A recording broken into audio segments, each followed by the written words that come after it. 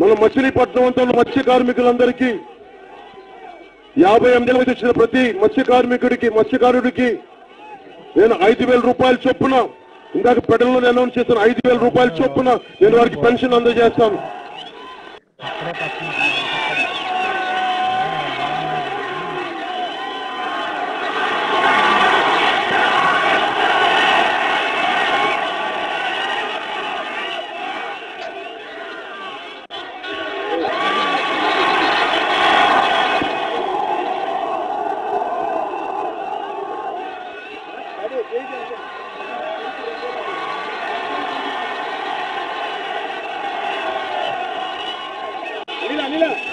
మీ 40 సంవత్సరాల భవిష్యత్తు కాదు, ఈ బిడ్డ 10 సంవత్సరాల భవిష్యత్తు కూడా నేను చూసుకుంటాను.